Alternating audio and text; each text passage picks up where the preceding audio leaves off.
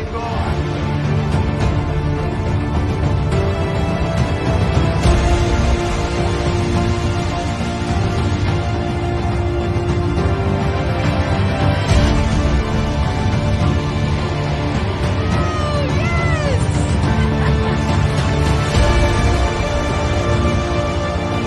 afternoon, Stockholm. I am so much excited. Welcome to the Magic Island.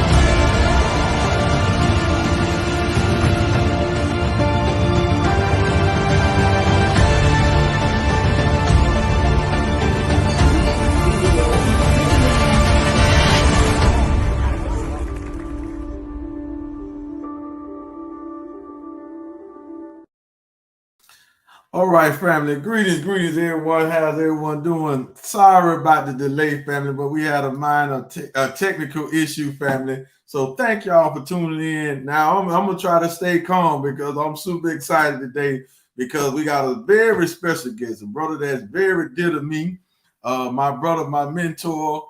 I mean, we're brothers in faith, we're brothers in business, we're brothers on a whole lot of levels, right? So I'm excited. So I'm going to keep my cool, but I'm going to interview this brother. And guess what, fam? He don't know what I'm about to ask him. So I got the win, right? So I got the win. I got the upper hand because when I interview people the way I want to be interviewed. I don't need to be prompt. Just ask me the question, right? So I don't prompt nobody, but I haven't prompted my brother, but he's standing by. But we want to get this show started, right? So thank y'all for tuning in, family. Another powerful episode of the Future Money Show. Make sure you subscribe to all our platforms, Forward Money Network, YouTube channel, New Millennium Bankers. Follow us on social media, on Instagram, Facebook, everywhere. Follow us everywhere. And you're going to also get a chance to follow the brother that called himself, Wouldn't You Like to Know It? All right. So, family, I'm excited. So, family, thank y'all for tuning in. And I'm going to go ahead and hit y'all with it early. We got my mentor, right? Kevin 2X, Global Ambassador, team builder. I'm talking about network marketer, professional. I'm talking about that brother. You put him in anything, tell him, say, you start a business selling sand, that brother gonna blow up and get rich off of it, right? It don't matter what it is. You can sell rocks. That brother gonna know. He gonna know how to build a team, tap root, and do all of that, right? But next week, we got his mentor coming on the line, Crown Ambassador, Mr. Michael L. Diaco, who is watching right now. He's gonna be our guest next week.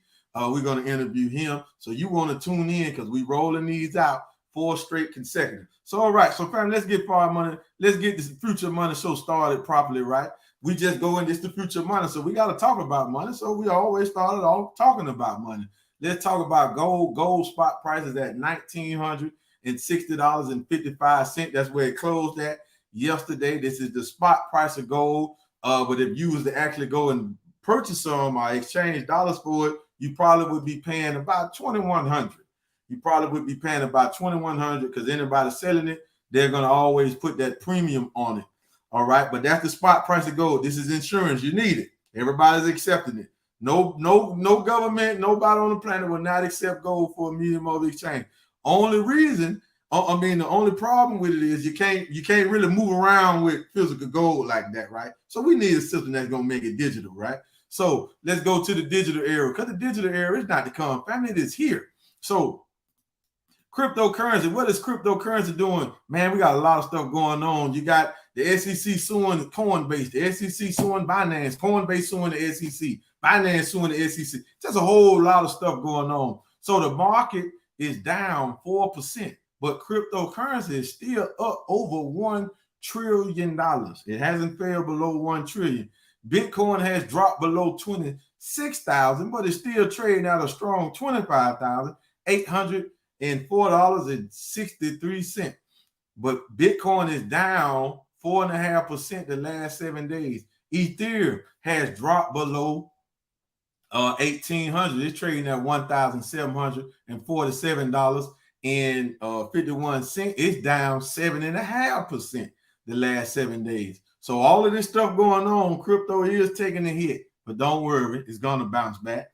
BNB, one of the most known, most controversy going on with this coin right now, it has fell to $237, excuse me. it's down 22%, 22.5% in the last 7 days. Don't worry. Now, if you worried about that, just come build GS Partners. We get paid and all that stuff, so we ain't even care. We ain't even had no conversation about, hey, did you see Bitcoin down? Did you see Ethereum down? Did you see Binance down? We ain't even had no conversation like that, fam. I'm trying to tell you. All right. So the G999 coin is up 0.14% right now. We're up 2.5% against Bitcoin. We're up 5% against Ethereum if you trade this. Now, that's what that say. What does our market cap say? What does our market cap say? Well, our market cap say we're down by 0.07.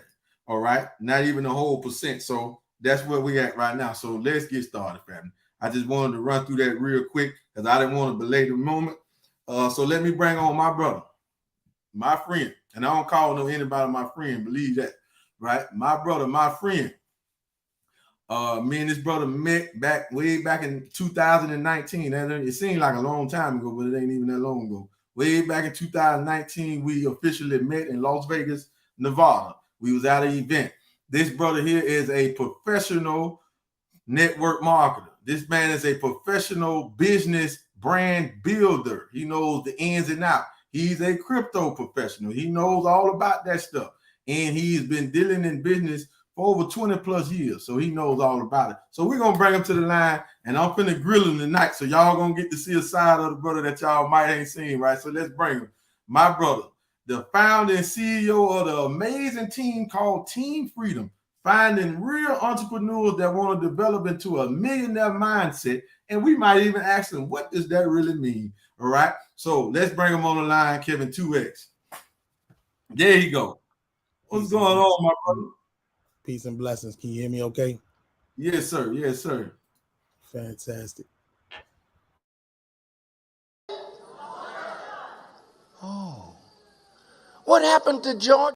My bad. That's a cold-blooded mess up. Yes, thank you, man. I'm trying to put our names up here. That's all. I clicked the wrong thing. No worries. Apologize for that, family. So, man, I want to thank you for coming, brother. I want to thank you for taking the time out of your super busy schedule. I know it. I know you're busy, but we networkers, though. We know what that type of business look like, right? So we know how that works. And man, just glad that you were here again. It's been a while since you've been on the Future Money Show. All right, it's been a couple of years, but now you're back. So glad to have you back there, brother, man. How you feeling today, man, before we get into this? Man, I feel absolutely outstanding, brother. Thank you for asking. It is my complete honor to be able to be back here on the show again, to get a chance to dialogue with you and chop it up. And I might say, brother, I am a little nervous about these questions that you're about to ask. But I'm going to tell you, it's going to be completely raw. It's going to be completely organic. And your listening and your viewing audience are going to be in for a treat. I'm sure that it's going to come out fire. So let's get it popping. Man, let's get it popping, man. So, man, let's get us started, man, because people don't know, man. How long have you been running businesses?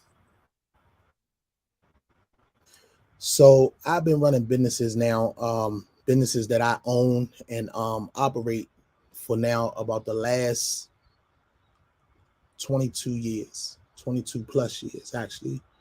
I started off with my own transportation and trucking company back around 1998, 99. And that business was super successful. Me and one of my good friends, Brother Keith 9X, we were partners in that business. And, you know, we rocked that thing out for maybe about 15 years. I evolved that to exploring into real estate, some commercial as well as residential. Then I opened a construction company where I had a nice little chunk of a contract from the DC government here. And then I really realized that a lot of that took up a lot more time than I wanted to invest in it. And so then I kind of or ghosted it, silent partnership, a franchise of a Rita's Italian ice store in Washington, D.C. as well. And, I've been dibbling and dabbling in multiple businesses, wearing multiple hats for quite some time, beloved. Man, yes, sir. That's amazing, man. That's good to know for people can know that you are a real entrepreneur. You are that. So you can't look for that if you're not that. When is the last time that you actually punched the clock, that you actually did work for somebody? How long ago that been? Please. That's probably been about that same amount of time. I don't think I've ever worked for anybody and punched nobody's clock. I've always been an entrepreneur. I've always been an independent contractor. Um, I can't think of, it's been so long, I can't even remember if I ever did punch somebody's clock, to be honest with you, bro. Mm. What is the first time that you got into? Because I asked Crypto Steve a similar question to this. But when is the first time? So you've been a traditional business owner. When is the first time did you actually get into network marketing? So my first experience in network marketing was right around 1999. Me and a good friend of mine explored into the Amway business. I had a person that had dripped on me what the Amway compensation plan looked like a few years prior. And it always kind of resonated in my mind because one of the main things that he shared with me was about leverage, being able to get what I did not know about then, but I learned and grew to learn, which was called residual income, doing something, one time and getting paid on it over and over again. And I also had this nice little stint in executive protection. And so I a brief thing of executive protection with several entertainers and artists and professionals in the world and so forth and so on. So that was my visual on residual income, knowing that they, sang music and made movies and did those things. I paid on over and over again. And so my first experience in the network marketing was back in '99. It was a very brief experience because that led me to another company that kind of trained and really molded my mind into that industry right around 2000. So that's been about how long it's been. Did you make a lot of money in that business that you would consider a lot of money? Did you ever get to 10,000 a month in that first network marketing deal? Absolutely not. And I honestly don't know if I made any money, to be truthful. That my first several years trying to experience network marketing, it was all training. I was practicing. I didn't know. I thought I was working and building the business, but unbeknownst to me, I was going through learning curves. I was going through the failures. I had to develop the tough skin. Went from being an industry cow to an industry grinder. We'll talk about that another day on another stream. But that first couple of years was my learning.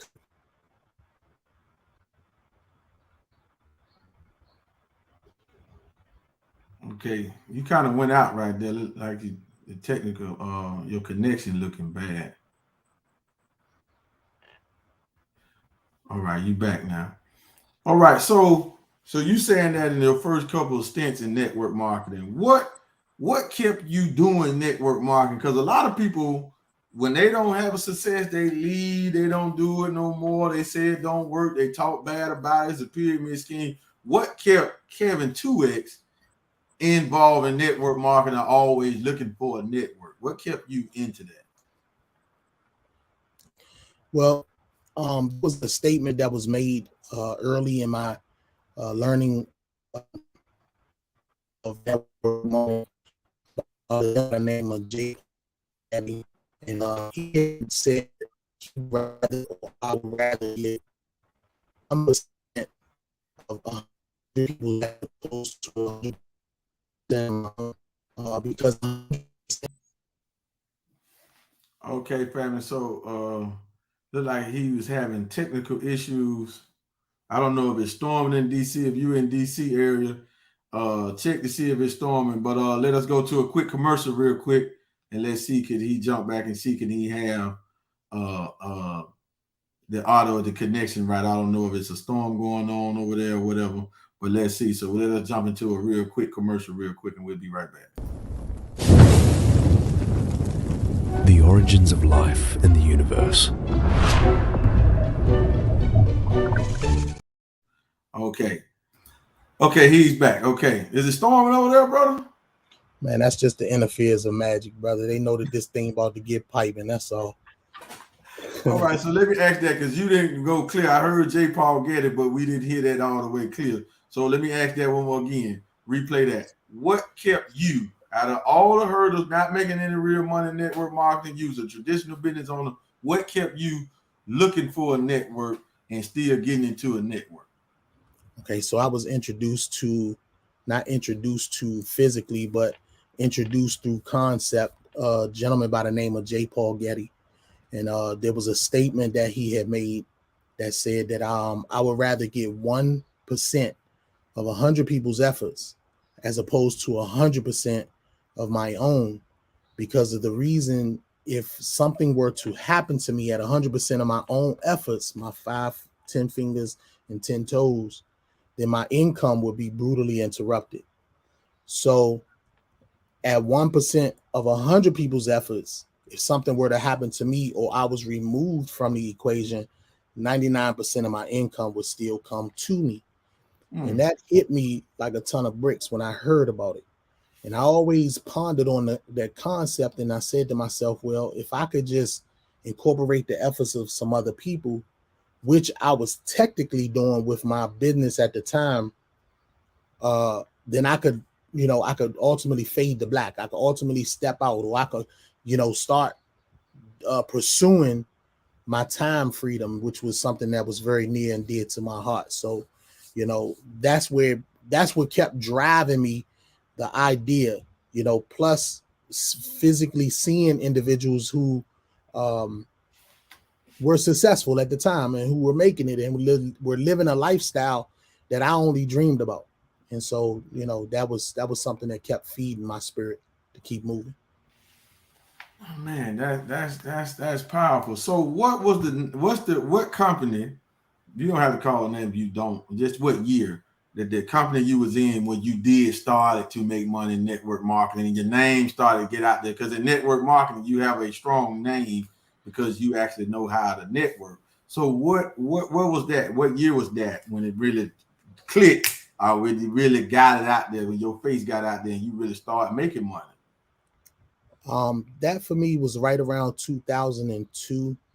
I got a phone call because the company that I was in, I was aspiring through the levels of ranking through that company. And I got a telephone call from a young lady, and she offered to fly me to Salt Lake City, Utah. Well, actually Provo, Utah at the time. And she was like, if you get there, then I'll take care of everything else. I want you to take a look at something. And so to me, I was like, shoot, that's just a flight. You know what I'm saying? I'm going on vacation on your dime. And so, I took her up on that and went out there. And, of course, she held to her word and showed me a very nice experience meeting several of the, high net worth individuals in that particular company. And, I was able to spend a couple of days listening to some of the technology that was supposed to come from that program. And I was shocked. I was really astounded. And so when I came back home, as fate would have it, the product that they were introducing to me, or that they had talked about, and they had this scientific research and so forth and so on. About a week later, I got a telephone call that my mother was being rushed to the emergency room. And so I ran to the emergency room, and I had that bottle of product with me in my trunk. And when I got there, they told me that her blood pressure had went up to almost 200 and something over 100. And, she was right at the borderline of having a stroke. Well, while I was in Salt Lake City, when I was in Utah, they talked about experiences like that. And so I ran to my trunk and I grabbed the product and I went and I gave it to her in triage. And my mother, she trusted me at that time and gave me, took the product without no question. She, and we just sat there talking while they was preparing her and getting her ready to, go through her procedures or whatever. And in 3 hours, it stabilized her blood pressure. And so we sat in there, and when the doctors came in there to actually run tests, and they saw that her pressure and stuff was normal, everybody was looking around the room. She was looking at me like, "What was this that you?" And I'm sitting up there like, "Oh boy, here we go." And so that was the beginning of that. I utilized her story for the next 6 months to run that company to me ending up with 5 figures a month and more. I have built a really, really nice organization all over the United States and abroad. That product, it was because I was really a believer. I bared witness to what it did right there on the spot. And, the product worked. They had some amazing testimonies. But as fate would have it, as most companies do, they start tampering with the proprietary flavoring and the ingredients, and then they start making adjustments to compensation plans. And some of your listening audience will understand what I'm talking about, because it's inevitable that as things scale and grow, there's always that tamper. And so that started to happen, and then it just didn't make sense for me to continue to put my sweat equity in that project. So we exited stage left. Man, so how many companies that have you started that you had to close down, that failed year 2 years? How many companies you personally have LLC'd or incorporated that didn't stay afloat? Too many for me to even name, to be honest. I mean, I've tried a few things. There's been several things that I've attempted to try, businesses that I've brought out and, tried product. I mean, all kinds of different things. And so I've had my share of failures in entrepreneurship, period. But then when we talk about the network marketing, because I constantly, had one foot in, one foot out, or, at certain time intervals, both feet in, and then, companies would either overpromise and underdeliver, or, things was just a struggle, or I went through my learning curves, or even just life curves. And so therefore, it's just been a constant battle to stay on the journey, but, we're still here. So it seems to me, from me knowing you seem like you're a traveling man, right? So what was the first country that you went to that was outside? The first time you went outside of the United States, where did you go? Shoot, I've been quite a few places. So I mean, I think my very, very first time getting a chance to utilize my passport, I believe it was to Belize. I traveled over to Belize, and that was with an artist that I was working with on a project. I've been quite a few places, Dominican Republic, multiple times. I've been to, Africa. I've been to Iceland. Been to Iceland? Yeah, I've been to Iceland. I've been to Germany a few times, and of course, we've been over to the United Arab Emirates several times, and had an opportunity with you and your lovely wife to go out to Seychelles, Africa, just a few short months ago. And I've been a few Amsterdam. I've been a few places.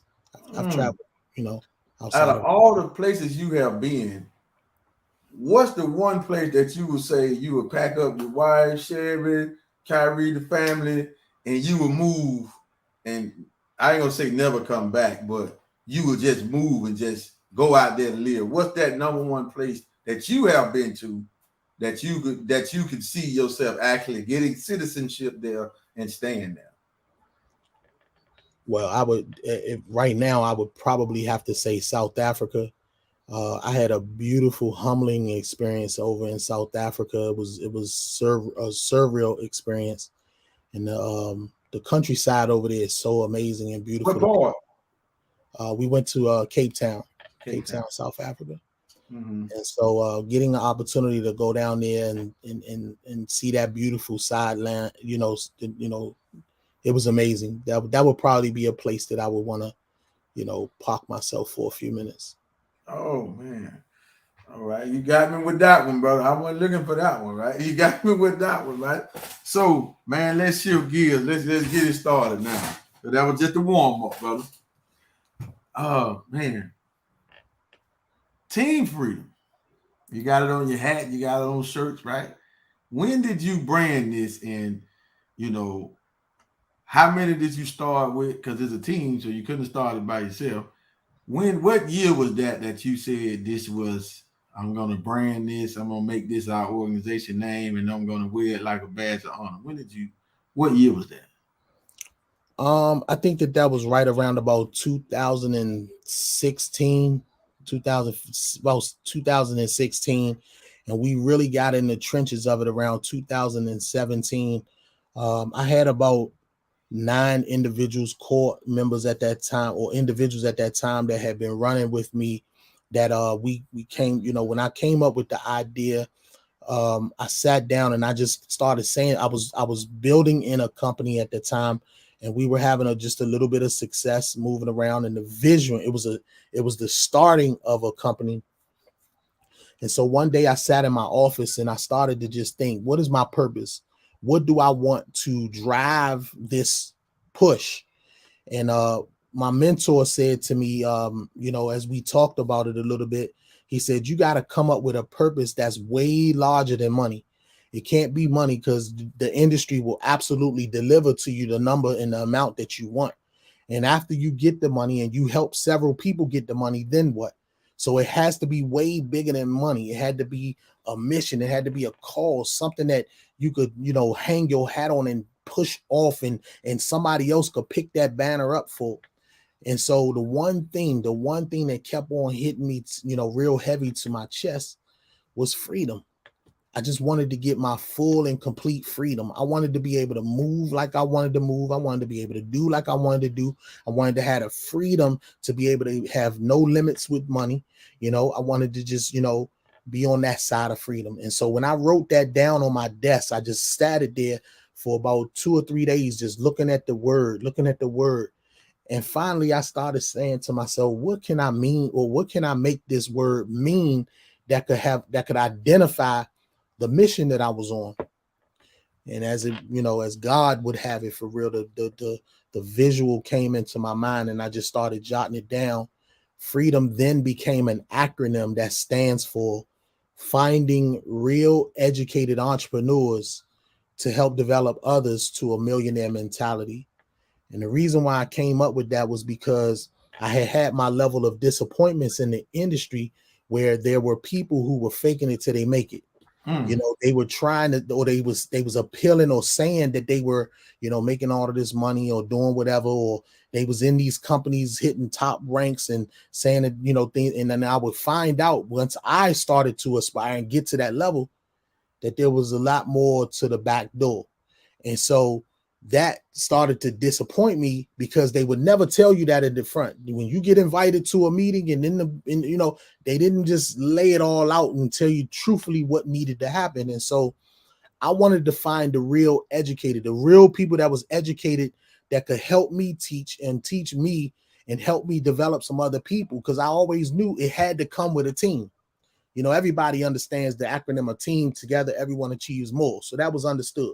So Team Freedom came and was birthed because I wanted to put together a movement. I wanted some people that would adopt the visual of knowing that first and foremost, the objective was freedom. All of us needed to be free. And then the mission was for us to educate some other people, meaning to incorporate their efforts, but educating them in the way of thinking like a millionaire. And the reason why I said a millionaire mentality was because it had nothing to do with money. I really honestly believe that if I dropped a duffel bag with $1 million on your doorstep, if you don't understand what to do with money or how to spend money or the purpose of money, then you're just going to go get a Bentley and a barbecue grill, and you're going to end up broke. And so I felt that it was my mission to start educating people on the way of thinking like millionaires that hold on to their money, the people that successfully are consistent millionaires. And if we could wrap our minds around that level of thinking, then we could aspire to take that to billionaire, trillionaire lifestyles. And so that became the mission, that became the movement, and that's how Team Freedom was brought into play. So with you, it was never about the money. But what you say when people just say it ain't all about the money and this and the third? Because I just told that to some brother today. I was telling them, I said, don't get caught up in folks saying that, because you might be trying to get rich or something. They saying it ain't about money. Well, don't go to work.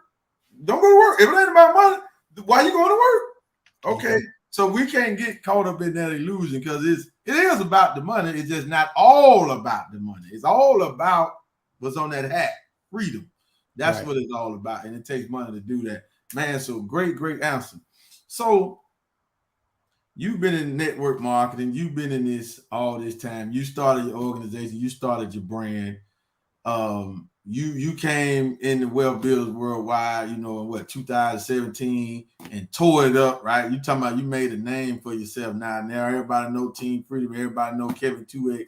You know what I'm saying? You made a name for Freedom, even to some of the ones you brought in. Some people, we still remember some of those. You know what I'm saying? And some of them got famous from being in Team Freedom and went off and did whatever they want to say. So it caused a lot of controversy. It caused a lot of negative talk. It caused a lot of hate because I was just talking to somebody today. We ain't doing no name dropping. But anyway, when you have success to the level that you have had success and having success, it breeds envy and it breeds haters. Now, what do you want to say? Or what advice do you have for your haters? Because they're watching, so let's let them know. What do you have to say? You can say it uncut. Well, actually, the main thing that I would like to say is, just keep watching, because I got some more for you to hate for. You know what I mean? And that, if that's what you choosing to do, then I'm gonna give you what you want. And so literally, I'm hoping that at some point that hate will turn into some congratulate, and it'll help you in your life and your, for you to come over and see that there's a better opportunity in being in partnership with me than really running with the hate, because I'm not gonna stop. You can't stop me. You know what I'm saying? If it's only by the way of God that if he takes the breath out of my body, that I'm not gonna keep pushing. So if you got a reason because of my level of success or because of my sweat equity or because of my work ethic to have a desire to be jealous or envious of what I do, then I'm gonna feed you all day long.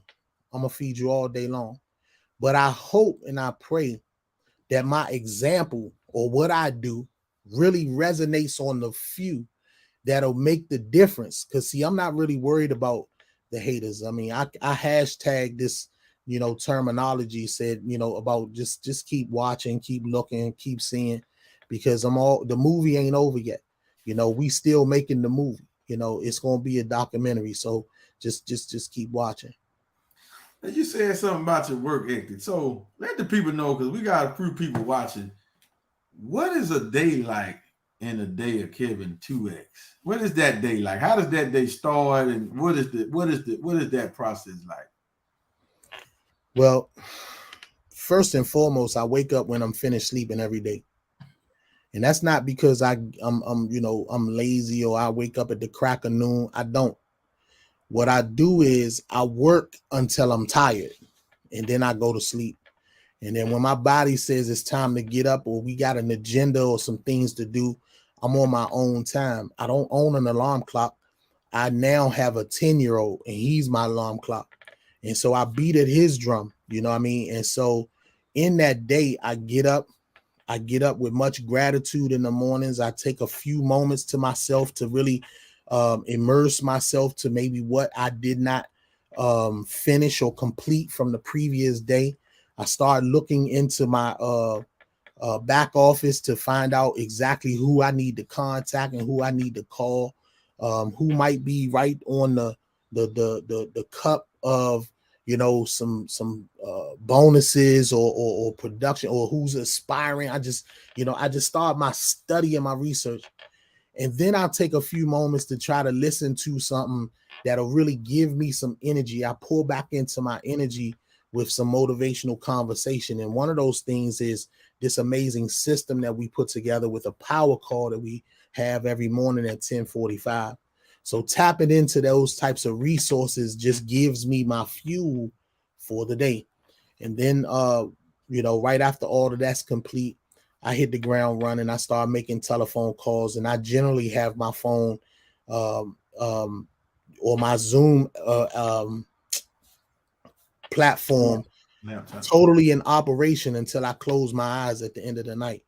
I'm either, I watched my mentor, Mr. Michael Dalco, move and transition. He'll be on a telephone call and he'll transition, he'll jump on a Zoom, and then you might see his screen go to his avatar for a minute, and then when he open it back up, he riding in the car. And I started just, to take that, but I'm not a person that has learned per se yet how to put that level of focus in play. I usually like to be still, right on my system, so that I could make my moves. I got my whole, it's like a cockpit right here. And I got everything that I need. If it's a book I need to confer with, I got my pen and my pad, all the things that I need with multiple screens. And so transitioning hasn't been one of my strong suits, but I'm learning how to do that to keep things on the go.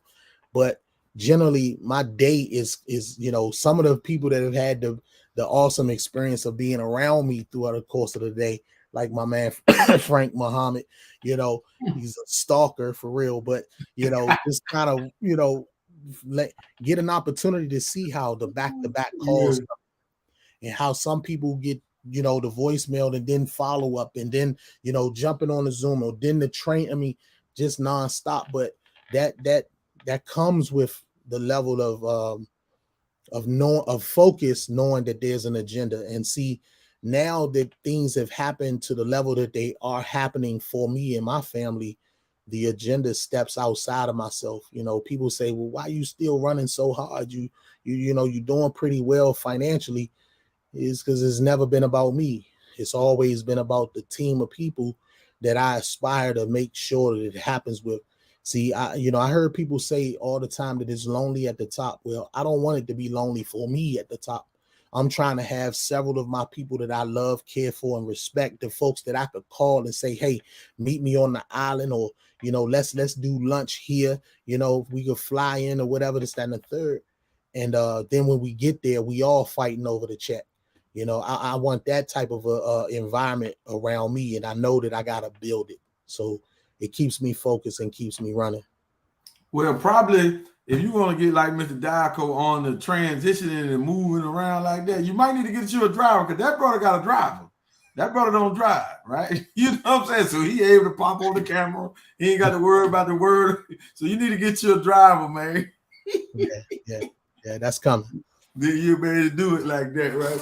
So, man, that's great, man. And so before we transition and get into some more questions, who inspired you, two things, to be an entrepreneur, and where did you adopt the work ethic, the strong work ethic from? Well, first and foremost, it came from my father. My father, I watched him as I came up as an entrepreneur. My dad, I never seen him work a job. He always had his own businesses, and he taught me. He was the one that taught me my education about, diesel mechanics and tractor trailers and how to drive trucks. I think I was probably about 10 or 11 years old when he first put me behind the wheel of my first experience of a tractor trailer. And I got real good at it, and I loved it. And it was that love for watching what he did that inspired me. And then I also, watched him work every single day, every day. And it wasn't a day that he took off per se. And my father wasn't one of those ones that would come up to the school for conferences or when things that was happening. He was always working. He was, putting his work in. And so that also inspired me to say, I wasn't going to work that hard, but I wasn't going to work that hard that it was going to keep me away from my children. I was going to get my grind in and then get to the point where I could free myself up. So I would have to say that it was my father. But then the level of discipline came when I met my spiritual father. My spiritual father came into my life, and that was the Honorable Minister Louis Farrakhan. And he taught me how to have a little more of a discipline as a man, to be, aspiring as a dignified Black man in this world where, we have a lot of controversy. We have a lot of things that are in front of us to really, take our focus, away in things to that effect. And so I learned a certain level of discipline from my spiritual father. Oh, praise be to Allah. Me also, likewise, brother. So let's get into it, man. Because we said we supposed to be talking about blockchain banking. I know that's what y'all come to hear about, so we won't talk about it. We talk about networking. Had to talk about. He's a professional networker. But before we get to the blockchain, before we get to GS Partners, how, brother, are you able to build these teams? Because it's like something. It's like you got a magic wand or something. Like you have a specific eye for talent. And then when I'm saying talent, I'm saying potential. Somebody being a potential certified networker. You have a specific eye for that, and you've been able to do that. And the base of that success is like that. And why I'm saying that, family, because we in GS Partners now, when he relaunched Team Freedom, he only started with 9 people, and with like a couple of months, maybe it was at 3,000 to 5,000 to 4,000 people real quick, right? And he always hit at least executive. For those that don't know, that's at least $100,000 in revenue, crypto revenue, by the way. And so how do you, like, what is that? Because that's a gift. That got to be some type of gift that you can pull out of people what's not there. Because we talk about it all the time. You be like, bro, you got to tap. I like, brother, I get these folks on the phone. These folks tell me what they're gonna do. They won't listen to me. They won't let me coach them. They know it. I be like, hey, look, what you gonna do? What happened to that? Hey, call them right now. No, I'm gonna call them. Me call you back. I'm gonna get to it. That's what they do to me. You know what I'm saying? I said, oh, come on, hop on Zoom. I can't do it right now, but you get people hop on Zoom. You get people call their long lost brother and everything, right? Like, how are you able to work that magic like that, brother? Explain that there, because we all need to know that. He called it tap rooting, but tell us how you able to do that, brother. You see, I can't give you the drip for free. It's gonna cost you a little something. And so, I got some money. I got something, bro. I know you got some money now. I know where to come and get a couple dollars if I need it. But no, in all honesty, brother, real talk. For me, it's just being able to listen. When I meet people, or when I bring them into what we're doing, or when someone introduces me to people, I listen, I ask questions, and then I close my mouth and listen. And I take notes. And sometimes people don't, I'll be on the other line, on the other side of the line, taking notes and jotting down certain things that people tell me. And so when they are talking to me about, where they are, where they would like to be, what reason they would probably get in the business for, I'll be looking for that pain point of the reasoning. And then I go there and I just apply pressure there. I'll stay on the point that they saying that they want to, put their child in private school, or I'll stay on that point where they talk about they want to, be able to get off their job in just a couple of years, and, what that magic number might be. And so I then turn the situation of what I have and show them the benefit of what I have and how they can have it in the same capacity. And then I make sure that they know I'm here for you, to let you know you don't have to do it by yourself, and then I put my best foot forward and I show folks you'll quit on yourself before I quit on you. And so I genuinely have a concern most of the time with most people where we develop a more than a business situation. It turns personal to me now, because now I have my personal agenda of bringing you into this freedom fold. And so we'll conversate and I'll check on you and how's your day and how your children. And that turns into a different level of loyalty where people now will listen and do what I ask them to do. And then what I request, or the things that I show, is very simple. Introduce me to somebody that you know. Allow me to have the conversation because I have the answers. And I generally have to polish a person because we've been programmed for so long to think that we need to know what we're talking about. When people ask questions, we always want to give the prolific answer, or we want to, be able to sound so intelligent. Well, in the business that we're in, it's not even about that. I always tell most people, and folks on the line, they could put it in the chat if they bear witness, that most people, I tell them off the break, there's a phrase that I want you to commit to your memory for me. And it's real simple. It's just, that's a great question. I don't want to mess it up for you or for me. Allow me to get you on the phone with the person that's going to answer that. And see, if you master that conversation alone, when you get to asking, because people are going to ask, well, tell me a little bit about it. Well, give me a little bit more information. We don't try to evade those questions. We just try to put the people that can answer those questions in position, because if for a new person, psychologically, this business is they just trying to evaluate whether or not you know what you're talking about or not. How you supposed to know if you brand new? But your people will ask you, how much money you making? Well, didn't I just tell you I just got started a month ago? I ain't really made nothing, But, they take that and use it as an excuse as to the reason and not the look. But I don't take the excuses. You can't get at me. So I help the people. And with that assistance, people see a level of success very, very quickly. That's another thing. A lot of people have heard me utilize the terminology of people like a Popeye's biscuit. You know about Popeyes, right, bro? Oh, absolutely. You go in there, but you got to go in, not through the drive-thru. You got to go in. And when they put them hot biscuits on the shelf, things like fire. Put that butter and that honey on them or whatever, however you like it. Them things is magic. But get that hot biscuit home and let it sit on the counter for a couple of hours, and it turns into a hockey puck. Sometimes people like that too. Yeah. You can't warm them up. You can't put them back in the oven. You can't microwave them. There ain't none of that. You got to get them while they hot. And so when people come into the business, I tend to, explode that into a right now conversation. Who can we talk to today? Who's the person that's coming to your mind right now? Did anything that I said make sense? Because if it did, who do you think it might make sense to? Let's call them right now. And when we put that type of sense of urgency on it, because see, time and money like speed, right? Mm-hmm. And so when you do that, and a person coming, it don't matter if it's $5 that they make or $25 that they make or $2,500 that they excited that they made something.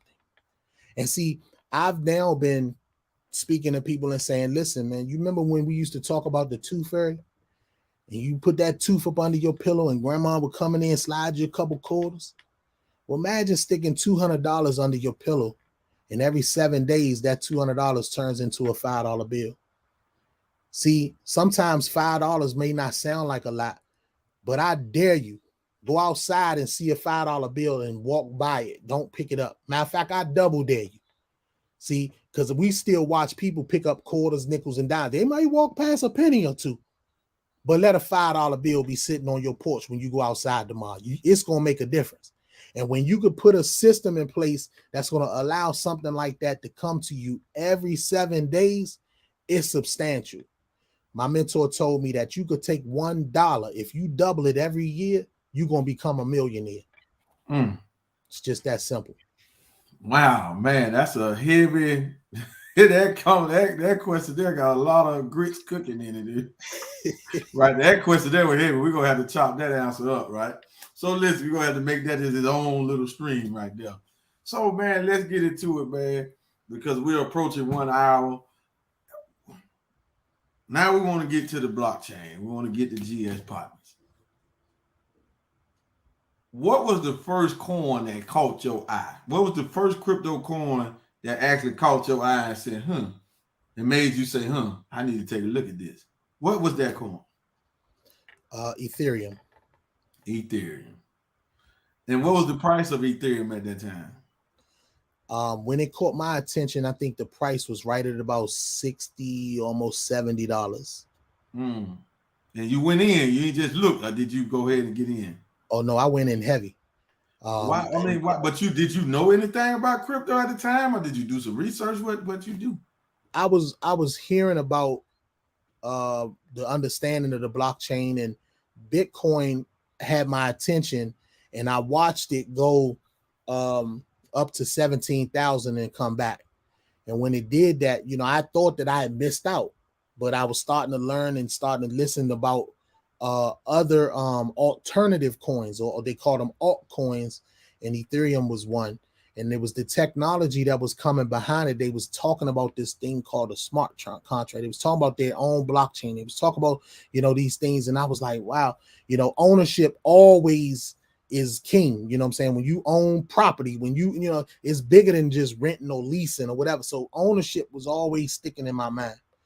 And so when the technology evolved itself, you know, or when I saw that it was getting ready to do it, I kind of dove in. I really took all that I didn't have at the time, and I bet it on black, and then Ethereum went through the roof. So I was able to, you know, capitalize off that. But, you know, things like that now, you know, those are those one hit wonders, really, you know, especially in the cryptocurrency space. We no longer wait and hold coins waiting for them to, you know, go up and down. And I say that real shallow because we now have a project that we're working on that I'm sure we'll get into the conversation about in a minute. But, you know, that coin, because we know the utility that we are internally creating for it, is a coin that you may want to, you know, hodl and you know, wait for it to do its thing, because the best is yet to come. But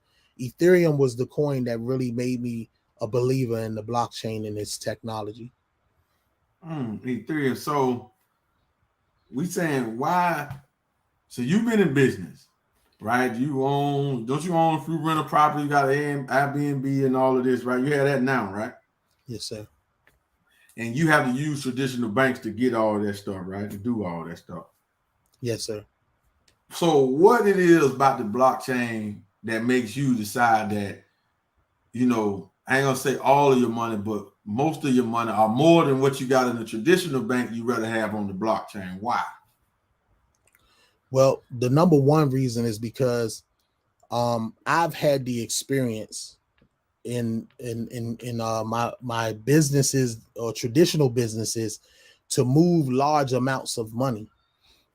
When I had the construction company, I remember they wanted me to hold $280,000 in an escrow account in season because they paid me net 90. So they wanted to know that I was going to be capable of taking care of equipment, payroll, products, materials, all these things, while they, you know, in order for me to hold on to the contract. But one of the red flags that really that went off for me at the time, I couldn't do nothing about it. But when the blockchain came around, it made it make all sense for me, was the fact that they wouldn't allow me to decide on the type of escrow account that money needed to go in.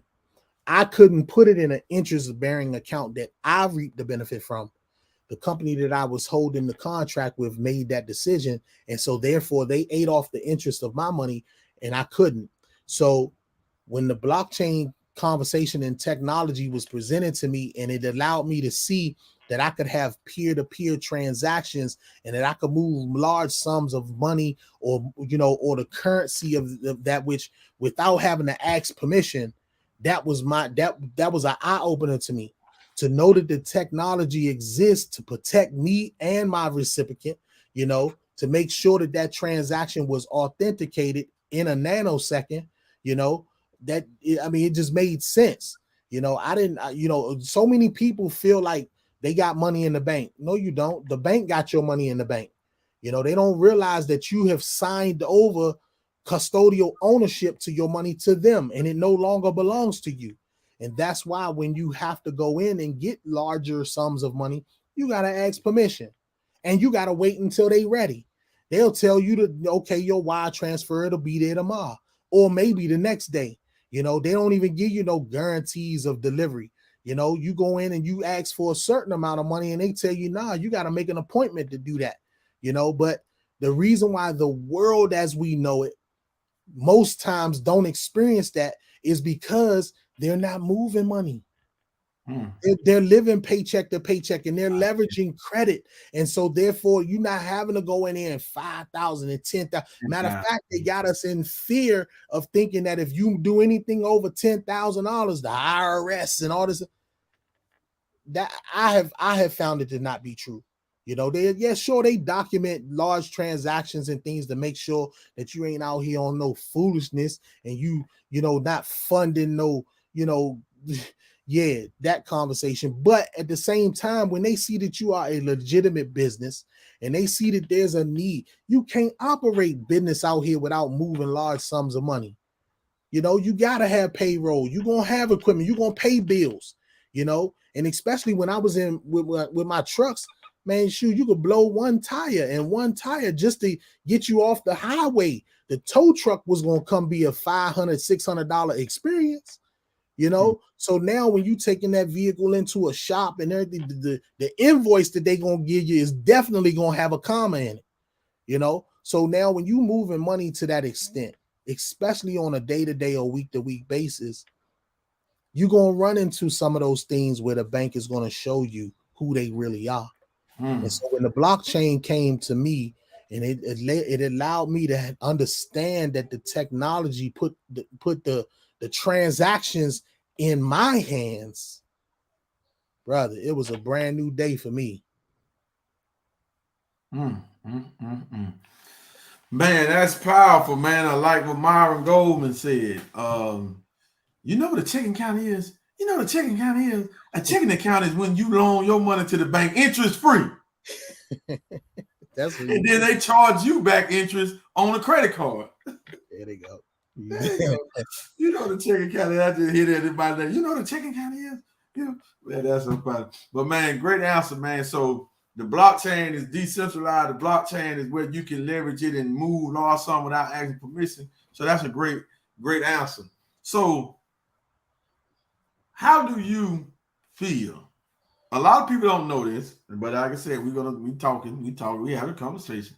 How do you feel about being one of the like a lot of folks don't know this, but you are one of the designers to the compensation plan in GS Partners. Like when you know that, like I'm saying it now, family, y'all just heard it. Like how does that feel? You know what I'm saying? That you was Mr. Dalco's right-hand man, that you was like, who did he sign up before you? Did he sign up? He signed up Monisha before you, of course, and then you. Like, how does that feel? And he, you know, we'll talk about him sponsoring a damn billionaire. He going in history for that. Ain't never been done. Never been done. Mr. Dalco is an official legend just on that alone, right? How does that, like, you know what I'm saying? How does that really make you feel when you see that? How, you know, the way you help design the comp plan, and hey, you look around and see, and that you know ain't nothing else out there touching GS Partners. Well, first of all, it's a humbling experience because you know, he didn't have to allow me to peep through his blinds. He didn't have to allow me to be on his hip while those things was going on. And so I'm forever grateful that he saw something in me enough to hold me close, and that in my opinion mattered. That it was valuable for him to bounce certain things off of me and share certain information with me. Because see, what a lot of people don't know is that prior to the launch of GS Partners on December the 1st, 2020, I was included with Mr. Dalco for about 2 or 3 months into the conversations of that was going on. When he was having those private council meetings and conversations with the chairman of the board, most times he would call me afterwards and we would talk about it. We would chop it up. And he, you know, swore me to, you know, to keep my mouth closed. And I did, you know, because I understood the power of what was getting ready to happen. But to realize the implementation of certain things that I know, him and I sat up late nights and went through PowerPoints and conversation and played with numbers and, you know, certain things. And then he would say, we had a meeting tomorrow.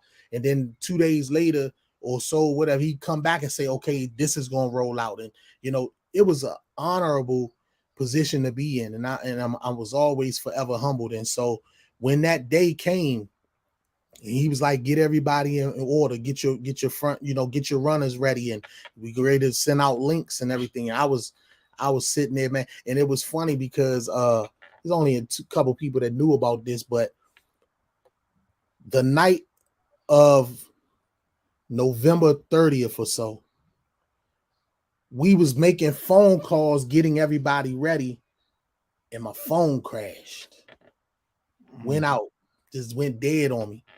And I literally hightailed it to the phone store right before they was ready to close the door, bullied my way into the door, and was like, nah, y'all gotta give me a new phone. You don't understand what's getting ready to happen for me in a couple of hours. I gotta have a phone.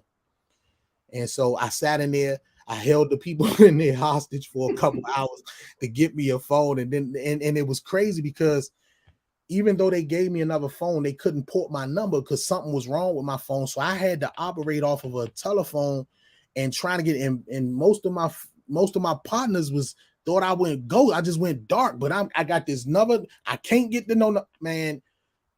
Anything that could happen went happen in that couple of hours. And finally, I got a call to Mr. Dalco where he sent me the link, and we was able to get it out to everybody, and the rest was history. But it just showed the level of resilience or focus and constant, just to keep pushing through and never let the door closed to be the excuse to turn back. Far as I'm concerned, when a door get closed, I'm looking for a window, and when a window get closed, I'm gonna climb on the roof. And if I can't get down in the escape hatch, I'm gonna dig a tunnel up under the door, and I'm gonna get in the building somehow. So you might as well go ahead and warm me up a seat in the VIP because I'm coming. That's my mindset. So I'm honored that Mr. Dalco saw enough in me to share that information with me. And, now the relationship that he has with our chairman of the board, I share that relationship as well. He sends me private messages on Messenger. And, as a matter of fact, he told me that I owe him for not showing up in Dubai right now. So I'm kind of in the doghouse, but I get up out of there. Man, that's a powerful story right there, man. That's a powerful story. And that started, the new phase, 2.0 or 3.0. You done did 3.0. So, man, you better on 5.0 with Team Freedom. That brother will purge in a minute, right? But listen, so that's an amazing story, man. So you being the head or the founder of one of the strongest teams, most consistent teams in GS Partners, is Team Freedom. Since October, you've been able to do a minimum of $1 million in revenue. And these are 30-day periods, family, for those that don't know. Now, how are you able to keep that intact? Because I tell people all the time, the reason I'm asking it like that is because when people come to networking, they think that a salesman can really come and network it and just go crazy. Yeah, in the GS Partners, he can make a lot of money, but will it sustain? Will it be over time that he's doing these numbers over and over? Because you're a networker, I'm a networker. I know we got into networking per sales, but I know that to be in networking and to keep a team intact, you got to do more than just know how to sell a product. You know what I'm saying? You got to know how to do that. So give us some signs on how you have been able to do that. And we probably was doing over $1 million before you actually hit Ambassador because it got to be spread it out. But explain, just give us some signs, brother, on how you've been able to do that. And you hit Globe Ambassador about 2 months ago, right? You hit Globe Ambassador, which was $3 million in a month, but I'm pretty sure we was over the $3 million. And this is a 30-day period, family. But talk about give us some juice on that, and then talk about the significance, brother, of we have these teams doing $500,000, $600,000, $800,000, $900,000, $1 million in 1 month in revenue. Talk about how powerful that is. You being a business owner, a traditional business owner, how powerful is that? Well, to cross over $1 million monthly in revenue is not an easy feat. You know, in our compensation plan, you can, you know, get through our director ranks and our executive ranks somewhat by yourself. But in order for you to carry over the jump from 300,000 to 600,000 to a million, it takes a team. It takes grooming some other people. It takes having some folks that are focused on the mission as well. And so for me, one of my main things was being able to understand the software, understanding the back office, being able to look and almost project certain numbers and activity, being on the phone and knowing who had prospective irons in the fire, so that I know, okay, if this person is going to come and see, you know, when you say talk about that number, see what most folks don't realize is that we're not spending the money. We're helping people save it. And every single, this is not reoccurring. This is not something that, this is fresh dollars every 30 days. And so it's not an easy feat to be able to go out there. And when you compare it to, your traditional businesses, I had a gentleman one time ask me in, trying to be, facetious. He was like, how's that little business you doing?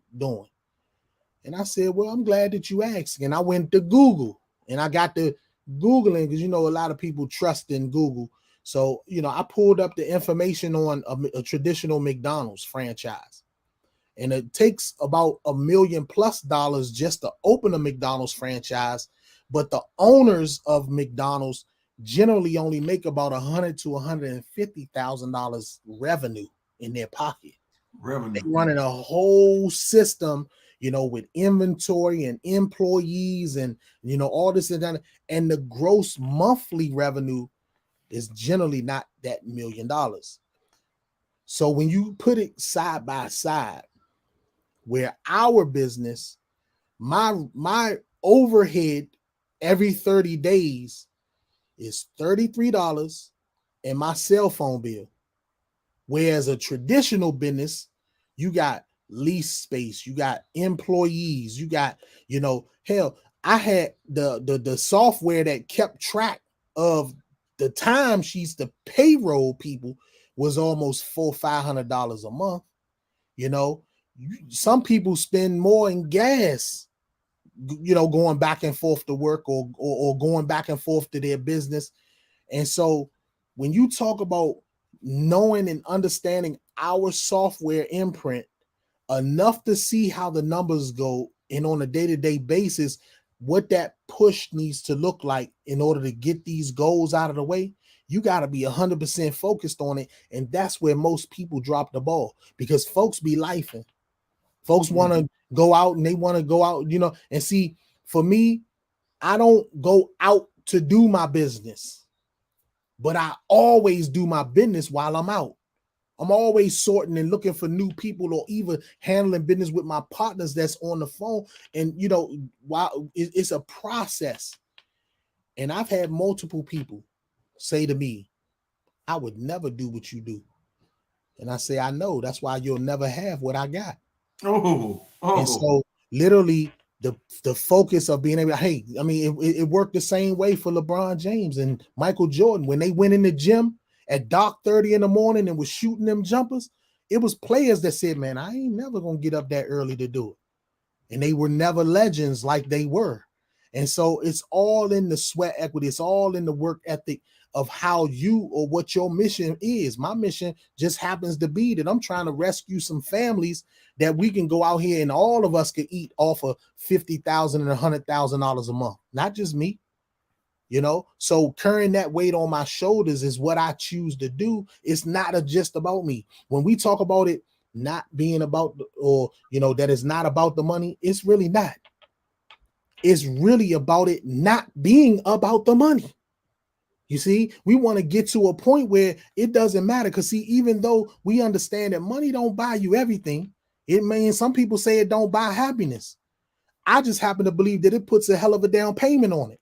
You see? And so I feel like when you get money out of the way as an issue, there's not much that it can't do Well, some people would turn around and say, well, you know, it can't buy you life. Well, I have a reason to argue with that, because I saw my father-in-law get a double lung transplant and extended his life another 4.5 years this day.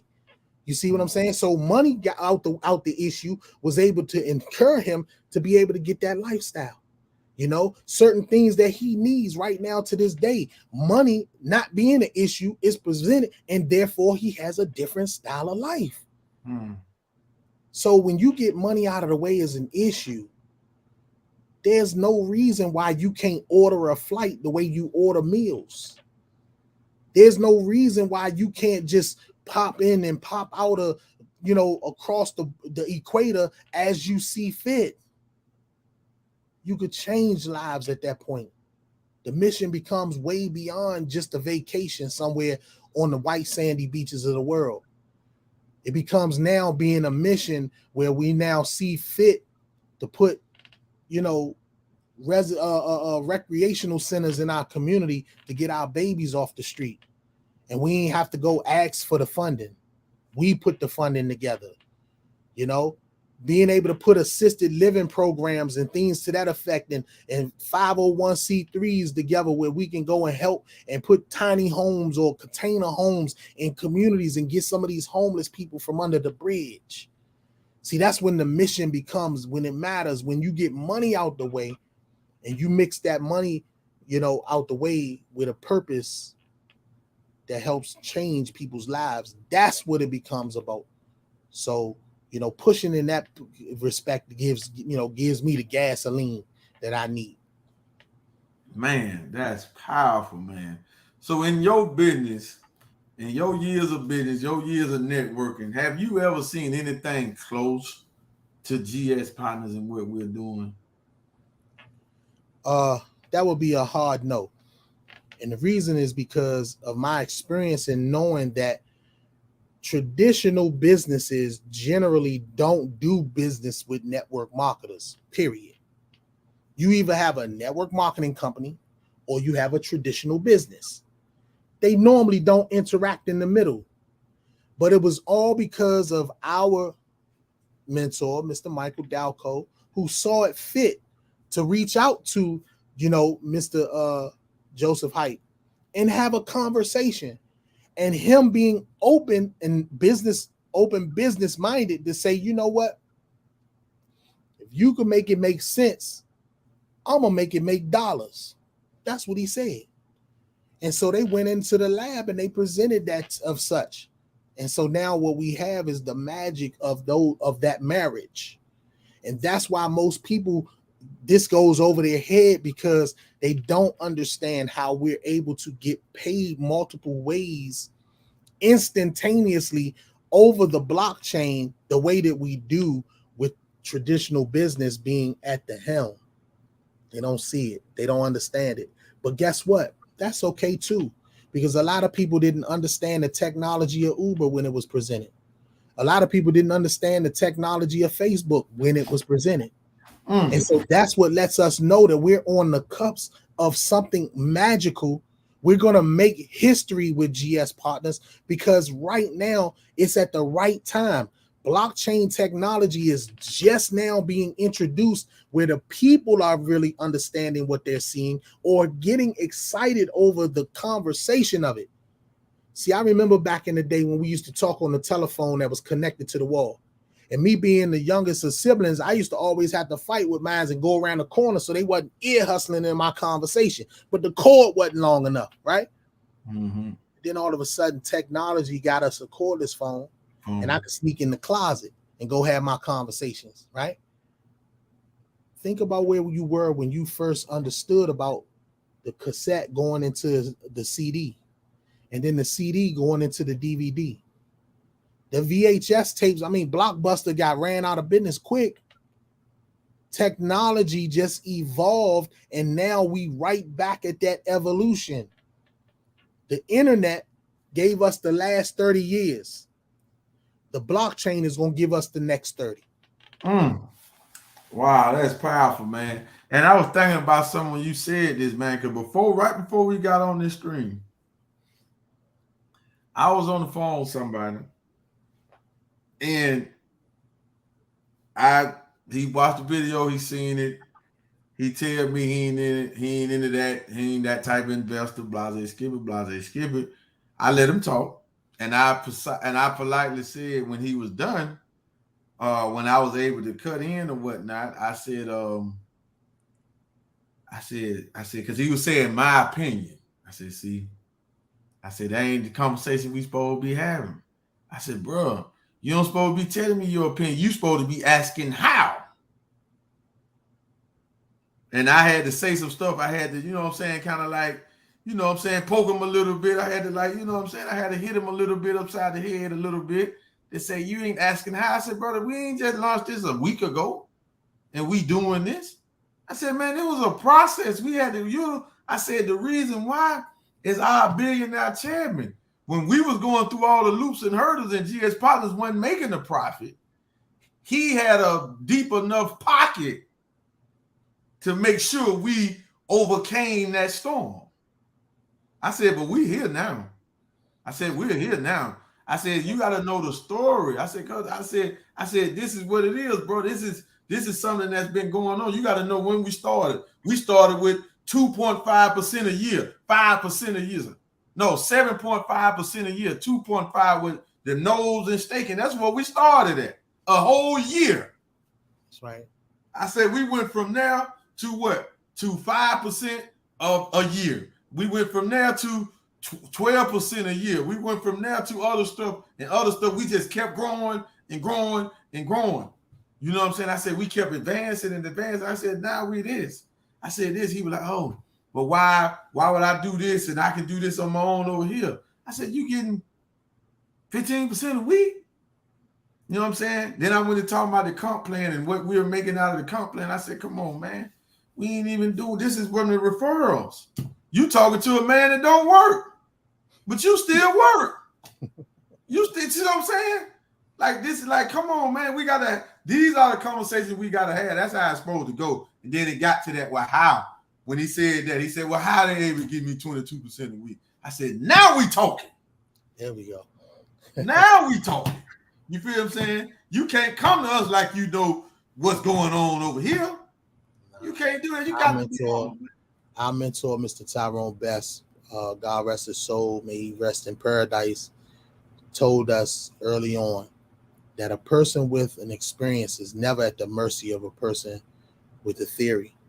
And what we run into on a day-to-day basis is people who theorize. They got the theory, they got the thought of how this banking thing should work based on what they've seen in the past.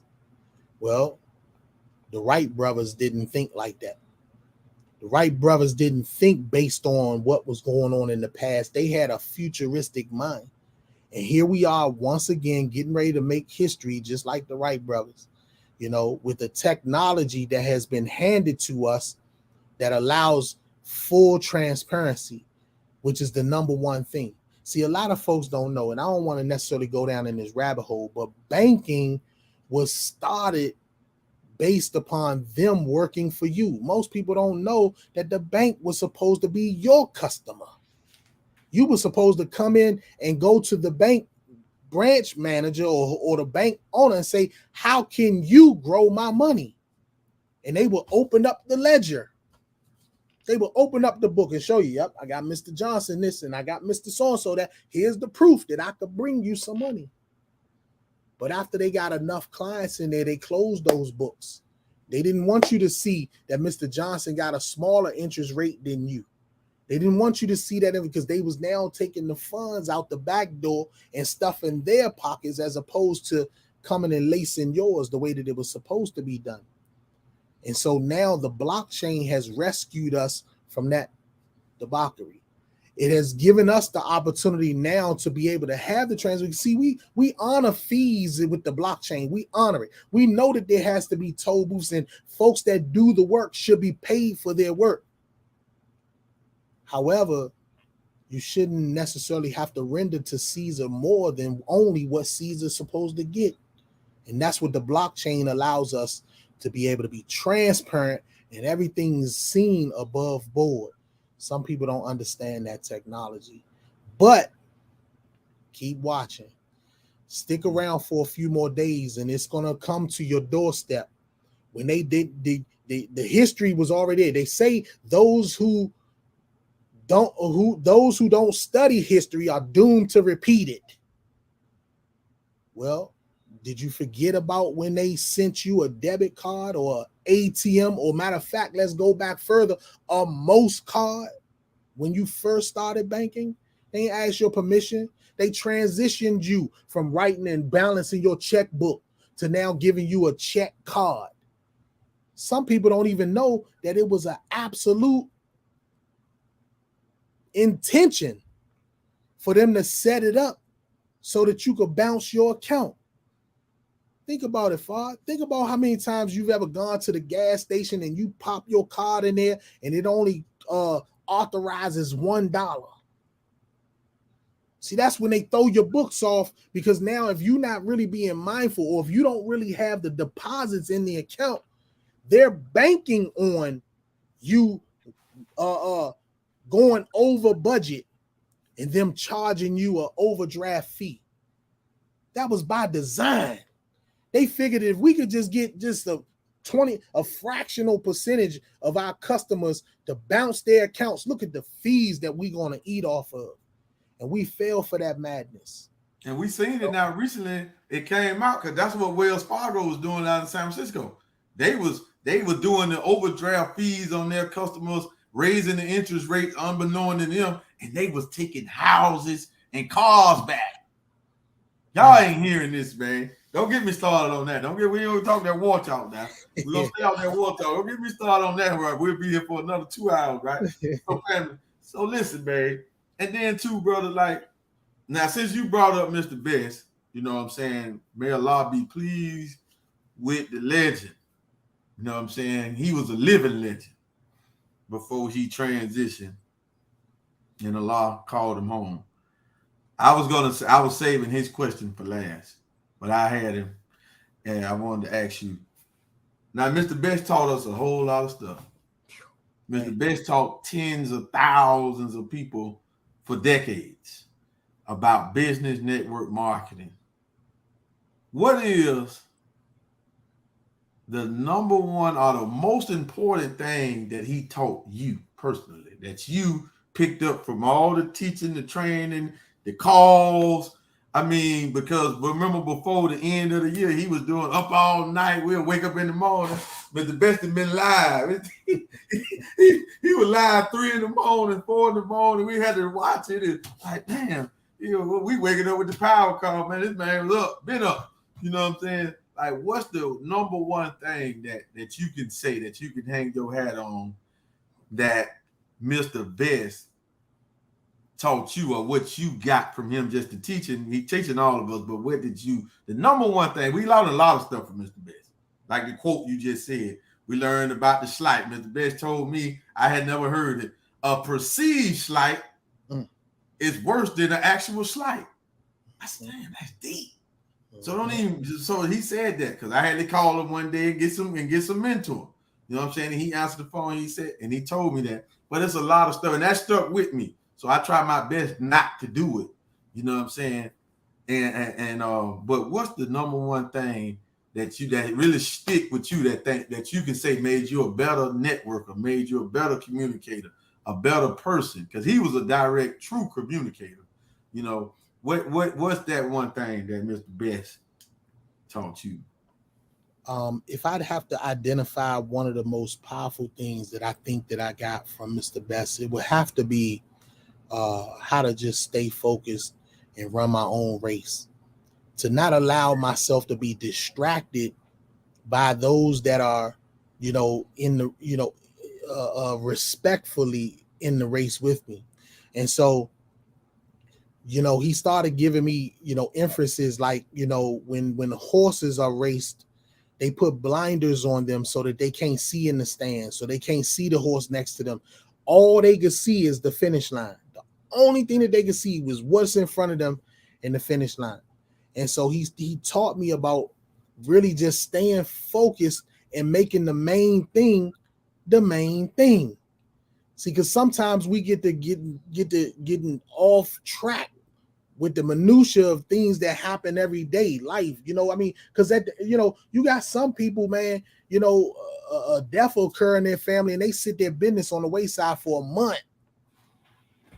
But you ain't never took off your job for a whole month, because matter of fact, they won't even let you take off 2-3 days. But as soon as you got your focal point of what could help rescue you into a lifestyle of freedom, you ready to hang it up at moment's notice. And so one of the main things that Mr. Best taught me was how to stay focused on the main thing. What's your why? What's the reason why you in the business? And he made me identify that multiple times. And, you know, I remember at one point I was talking to him about, you know, making some purchases and doing some things that I wanted to do, you know, because I felt like it was time enough now to, you know, start growing out. He said, you know, he said, man, I'll never tell you not to go and treat yourself. He said, but don't ever do it thinking that which you purchase is going to inspire anybody else to do anything. He said, get it because you want it. Get it because it's something that you desire, not because you think that it's going to inspire anybody, because he said it'll actually do just the opposite. Sometimes it'll create more envy and jealousy and more hate. You know, it'll, you know, and those things can create distractions. And for a minute, I almost got distracted several times with, you know, pouring into people that I thought was right with me and people that I thought that was going to, you know, be, you know, I had helped them. I mean, people that came to me, you know, for rent money. You know, we went on trips and they didn't have no money in their pocket to eat, and I fed them. You know, I mean, these same people that turned around and just, you know, put targets on my back and shot darts in my head and then talk bad about me in public places. And, you know, and I had to ignore that noise. I had to still stay focused on my race and continue to progress. And we see now, you know what I'm saying, that all paid off, or is paying off, thankfully. So, you know, because I don't know, some other people with the shots that I've been hit with would have took a knee. You know, and I gotta be honest. There was a couple of times in there I took an 8 count. You know what I mean? But I always got back up and got back in the fight, and I always will. You know, you gotta come a little bit better than that. You gotta knock me out. That's got to be. That's powerful, man. Because that's one of the things that Mr. Best used to always say that I had to always do too. He used to always say, "Don't compare yourself to nobody else." I had to keep that in the back of my head with this business, because this business is ran on ranks and we ranking and folk. And I'm sitting here like, man, I can't hear the executive. But I would have to hear that. And he was like, don't compare yourself to nobody else. Just that alone, that's a powerful thing, family. And if you don't compare yourself, because that's like me, I can't compare myself to Kevin. Because why? Well, I don't have the business track record, the network marketing track record. Look, I'm already down. You know what I'm saying? So I'm gonna be having crazy thoughts when I shouldn't even be having these thoughts. Why? Because I shouldn't even be comparing myself to him in the first place. I'm new to networking. You know what I'm saying? And I gotta still, and Kevin, you have kept this with me too. You have always told me, even when we wasn't doing as good as we doing now, our team, you know, we wasn't doing as good as we're doing now, that you used to always show me like, brother, you're being successful. You're doing good. Don't, you know what I'm saying? You to say, but you ranking, you doing this, y'all doing 40,000, 50,000 a month, 30,000 a month. That's good. I'm showing then you to show me the numbers. Remember, you to get the numbers, and you be like, look, bro, you right here. I'm like, what? You're like, yeah, brother, team fight, you right here, bro. I'm like, really? You know what I'm saying? And that kept me grounded too. You know what I'm saying? That kept me going, because it was very, very powerful, man. Man, so I thank you for tuning in, man. So we got a bonus question for you, dear brother.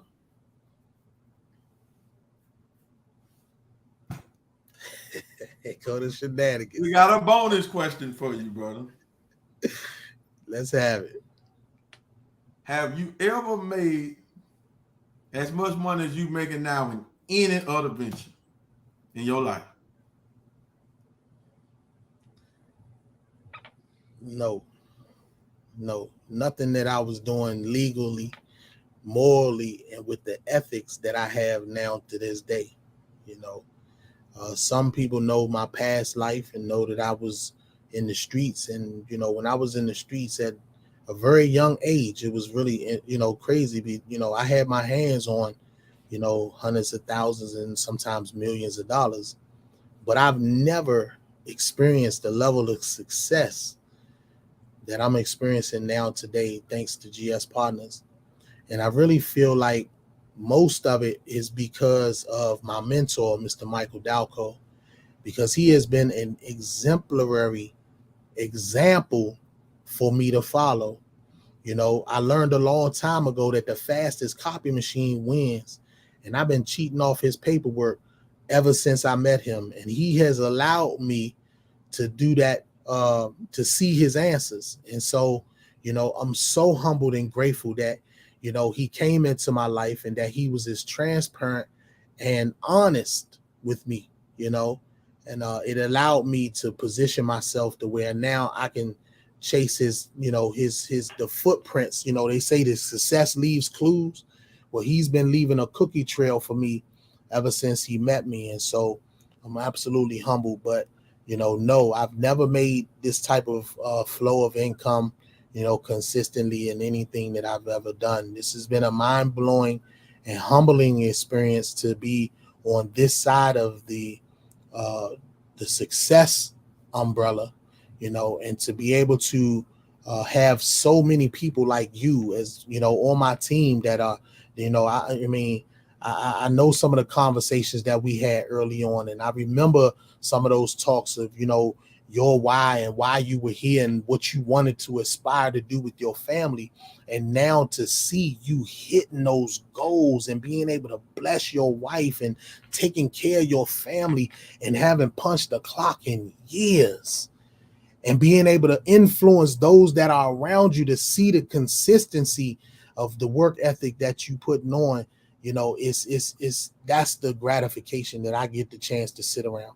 You know, we have a multitude of families that, you know, we can say that we can touch, that I can humbly say that have been based on, or, you know, we've been in the same classrooms together for the last several years, and their families are seeing those 5-figure incomes monthly consistently. You know, they got those dual commas in the checks now, you know, and they're seeing the consistency of being able to see, because most folks out here running businesses are not bringing home $10, $20, $30,000 net income monthly. And we over here changing lives and have a multitude of families that are doing that thanks to Gold Standard Bank and the GS Partners arm. So, you know, to answer your question, that answer would be a strong no, but we doing it now, brother. We doing it now. So I got 2 more bonus questions, brother. I just added these 2 more bonus right now. We're gonna call it a night, brother. All right. Do you see realistically GS Partners? This is 2 questions. Do you see realistically GS Partners making billionaires? Do you see somebody or a couple of people in GS Partners that's gonna reach the billionaire plateau out of this system? Do you see that realistically? Absolutely. We got individuals that are right now on the cusp of that right now as we speak. We got partners like, you know, Nitsa Nakos and, you know, Mr. Michael Dalco, you know, individuals that are absolutely touching those types of numbers right now, you know, right at the elbow of that B, you know. And so, I mean, literally it only takes a little bit of, you know, of consistency. Remember, it takes the same amount of effort with $1 in a system that makes it double, that $1 million can double in the same system. So when we continue the consistency that we have now, you know, it's just around the corner. But to answer your question, that's an emphatic yes. And that's why I had to up my why and I had to up my game. You see it over my shoulder. Business is warfare, but $1 million a month is the goal. And so, you know, yeah, $1 million a month. And so, you know, without that, you know, answer that question. That's easy. That's gonna be easy money out of GS pockets. Okay, well then too. That's the second question behind that is are you one of those billionaires that is gonna produce? Oh, absolutely. That's hands down. You know, we ain't gonna stop until we make that happen. We make that happen. Yes, sir. Man, well, all praise is due to Allah, brother. Thank you for tuning in, man. Thank you for coming and sharing this platform with us. We call you back, and you're gonna come back, brother, and visit us and drop some more jewels, some more science. I gotta get another bulk of questions for you, right? And family, like I said at the beginning, the people I interview, because this is how I want to get interviewed. People always try to interview me and prompt me. Don't prompt me. You know what I'm saying? And there's a reason behind that, which I explain later, where I get that from. But he didn't know what I was going to ask him. We didn't even talk about it. We didn't even talk in a couple of days. We can text, but we haven't talked in a couple of days. So he didn't know nothing what I was going to ask him, right? Nobody knew it. Crypto Steve didn't know. David didn't know. Mr. Diaco ain't going to know what I'm going to ask him next week, right? So you stay tuned. Kevin is going to come back. Mr. Diaco going to be here next week. His mentor, my mentor, all mentor, the CEO, constantly empowering others, Crown Ambassador. Now he's the top of Wealth Builders Worldwide. He got it on his shoulder, but he got all of us with him. So, you know, he's there. So, Kevin, go ahead and let the people know your social media tags where they can follow you at, dear brother. So my Instagram is Wouldn't You Like to Know? And I'm on Facebook as Kevin Thompson. You can find me there. I just want to, you know, leave with this last word as we get ready to close this down. To those individuals that might be hearing this information or might be tapped into this stream, you know, for the first, second, or third time, I would appeal to you to say, get back with the person that has shared this information with you right away and find out a little bit more deeper into the conversation of what we're talking about, because nothing that has been said today was said to impress you. It was all said to put you into a mind space to say, you know what, if they could do it, I could do it as well. And maybe I should be tapped into the conversation firsthand so that I don't get left on the caboose. See, I know where I was years ago when I had an opportunity to get into certain trains that were supposed to be coming down the road. And because I didn't know how to recognize an opportunity when it came by, those opportunities passed me by. Don't allow yourself to pass through and be one that thinks back and say, man, I remember when I was hearing those brothers talking about something similar, but I didn't capitalize on it. Take the time, because the time is right now, especially because we all are expiring. Use your day wisely. Use the information wisely. And if anything that we talked about today went over your head, ask questions when you don't understand. Please don't go back and ask somebody who's not involved.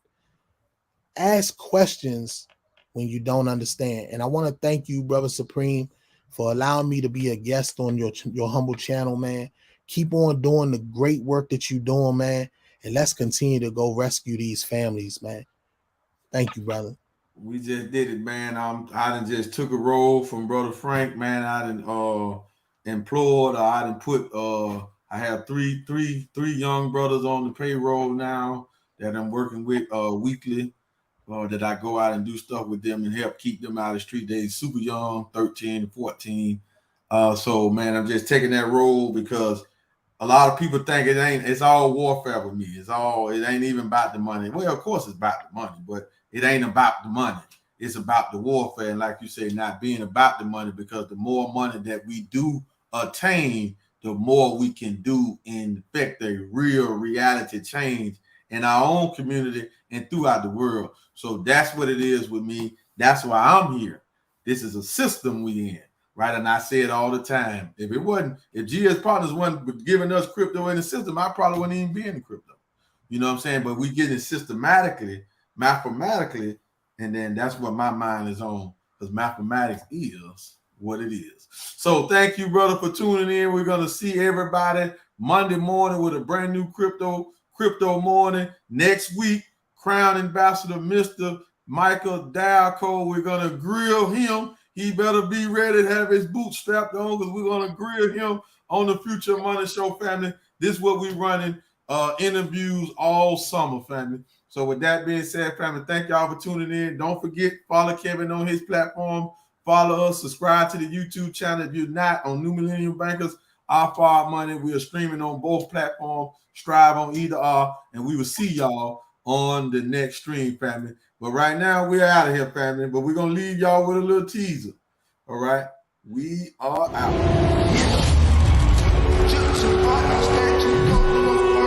I am very proud on all of you who joined this.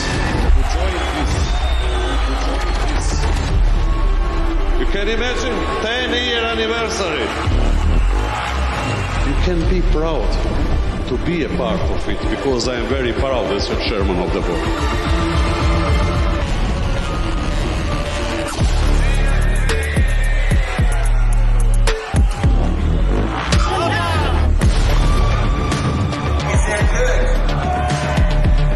Ladies and gentlemen, we have from now a world without boundaries. The lands are opening everywhere.